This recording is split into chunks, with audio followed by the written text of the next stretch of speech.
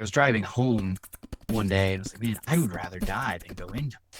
That's what Aaron told himself commuting home from his job in construction management one day. All of the stories that you're telling yourself about what can go wrong if you do something, in all likelihood, the worst case is where you're at. On the outside, Aaron was making good money with a respected position, but he'd reached a breaking point so severe that he seriously considered whether or not he should jump out his office window so he could get a few weeks off of work. Meanwhile, halfway across the country, Steph was working as an operations manager at Amazon. They look for people that, can be there for 12 hours at a time and kind of put their life on pause during the holidays. We had to start working at like midnight. I have one life to live, and if I don't do this, I'm going to regret it for the rest of my life, no matter what way it happens. Two completely different people, two different careers, but the exact same crisis. They were both trapped, not by their circumstances, but by the stories they've been telling themselves for years. Stories so convincing, so deeply embedded, that they couldn't see the way out sitting right in front of them. If you've ever felt stuck in work that doesn't fit, convinced that certain paths just aren't for you, then Aaron and Steph's breakthroughs might completely change how you think about what's possible for your career. In this episode, we'll cover how they broke free of limitations that they'd imposed upon themselves and how you can do the same. This is Happen to Your Career, the podcast that brings you real people, real transformations, and the courage to do work that truly fits. By the way, if you haven't already subscribed, click follow right now so you don't miss any new episodes. Now here's Aaron describing what he had tried to do in the past. I believe that I had tried law and failed. Like that was the number one thing that was holding me back. Before I left my previous employment, everyone was saying, well, you should look at construction law. That's a pretty natural transition for you. Yeah, it's one of those things where it's like, you hear that and you make the right noises, but inside you're like, you don't know anything about me. When it turns out that voice that's saying that inside your head's the one that's wrong. But it's this massive wall, this huge resistance that like everyone thinks you should do this, but no, it won't work out for me. I've tried that. I know better. I know better than you. Aaron had convinced himself that he'd tried law and he'd failed. But the truth? Well, he'd not really ever tried at all. Fresh out of law school during the 2008 recession, he'd looked for legal work, but hadn't found what he wanted. So instead of viewing this as a temporary setback, he created a story that I'm not cut out for law. I failed. That door closed forever. For over a decade, this false narrative kept him trapped in work that slowly drained his soul. But here's the fascinating part. His analytical mind, which should have helped him easily see through this story, it actually reinforced it. Well, it's, believing too much in the strengths of your convictions. And so if what you're good at is analysis and context, and which is funny you say context, connected. I mean, those are two of my top 5 as well, context and connected. Oh, like your Clifton Strengths themes? Yeah. So I'm not surprised. Yeah. I can spin a yarn that will fool myself. Think about that for just a moment. Aaron's greatest strength, his analytical ability, became his greatest weakness when it came to career change. He was so good at building logical arguments that he created an ironclad case for why he couldn't practice law. By the way, this isn't just Aaron.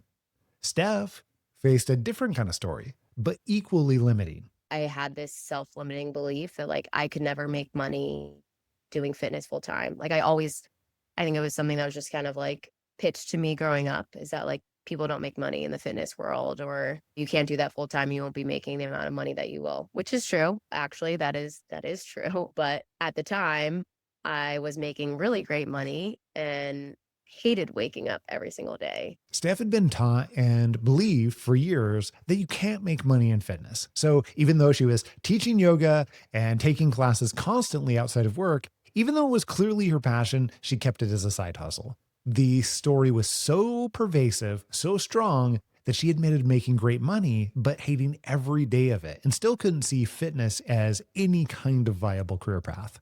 Both Aaron and Steph were living proof of something psychologists call confirmation bias. You might have heard of this. And once we are believing something about ourselves, we unconsciously seek evidence that supports that belief while ignoring all of the other evidence that might contradict it. But this is the part where their stories take a turn.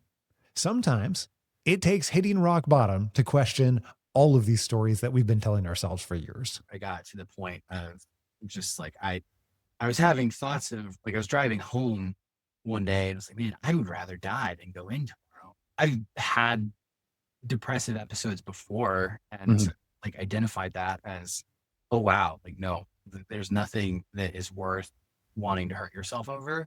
I don't know that I really won't even get into that, but it just like having the presence of mind at that point to say, no, like this is enough. Aaron reached what he referred to as his breaking point, but something crucial happened at that moment. Instead of viewing this as confirmation that he was trapped, he finally recognized it as a sign that something had to change. He stopped asking, "Why am I stuck?" and started asking, "What if I'm wrong about my limitations?" For Steph, the catalyst came when personal loss collided with professional misery. My grandmother had also passed away late last year, and that was around the time that I was at my new job with Amazon in Atlanta, and I was just like, I can't. I got to that point where I was just like, I cannot do this and make a lot of money because I'm terribly unhappy. Loss has a really interesting way of clarifying what really matters. Steph's grandmother's death forced her to confront a harsh truth. Money without fulfillment isn't success. It's a different kind of failure. Both of them reached a point where the cost of staying stuck became higher than the risk of challenging their limiting beliefs. And that's when the real breakthroughs began. I was doing the strengths finder. I was looking at those things in tandem with the responses that I'd gotten from friends and family about what do you do well and what do I think of when I think of you? And the types of responses there, like the strengths finder is your, you know, your stated preferences, right? Like these are the Sure. things that, but, Yeah. but what other people say about you are the revealed preferences. You know, this is like, this is how you are when you're not thinking about who you are. Like half or 75% of the responses were, well, you're a compassionate problem solver, very analytical. And, yeah, so you're Googling problem solver and compassionate helper, along with a few of those strengths from the strengths finder. Everything I got, like lawyers at the top of the list. So I see that and it's like, nah, this list doesn't work. I gotta go find another. So this moment is actually pretty hilarious, but also eye-opening. Erica gets the feedback exercise results that scream, "Lawyer, lawyer," and his first reaction is, "This list must be wrong." That is how powerful our limiting beliefs can be. Even when faced with overwhelming evidence, we reject it rather than question our story. But fortunately, Aaron had a moment of awakening, which he described as almost spiritual when he finally challenged his core belief. I was meeting with her. We were talking and she's like, yeah, the tough thing about this is that like no one can tell you what the answer is, you know? It's like, yeah, I know it's awful. I just wish like someone give me a sign. It was like this, it was a prayer, right? Like it was this like from your gut, like, this is what I need. And like within 5 minutes, like that, why don't you practice law? This is what you need to do. It just like pops into my head. And I know that's not a believable story, but it is how it happened. And it was like this, it was this consuming thing, you know, it's like, no, like why I I need to, like I need to see this out. And it was like this awakening of like certainly ambition, but like, no, you're not gonna knock me down. For Steph, the breakthrough came through a different exercise, reaching out to people who knew her best. There's an exercise that y'all have us do in the boot camp that, I mean, quite frankly, like changed my life. Kind of getting emotional about it, talking about it, but like reaching out to friends and family about like, this is how to introduce Steph. And almost every single person said things that like I just hadn't really internalized, or I thought that was like, yeah, whatever, I do that. Like, you know, I bring people together, or you know, like I inspire people to make changes in their lives. And it's like, not that I wasn't doing that in the military or at Amazon, because in a sense, I feel like I did. I brought that element, but like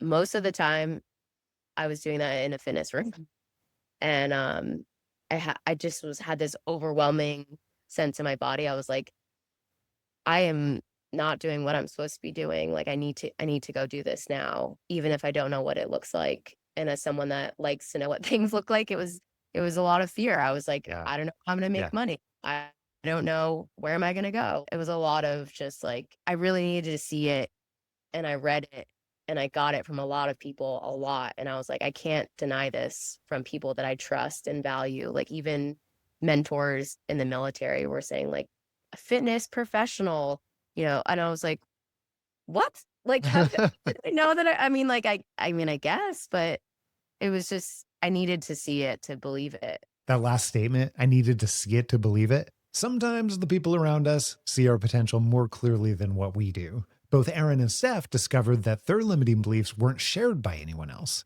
Everyone could see what they couldn't see for themselves. Now, once they questioned their stories, everything changed rather quickly. Aaron returned to law and is now thriving as an attorney. Steph left Amazon, moved to New York, started building an entirely different career.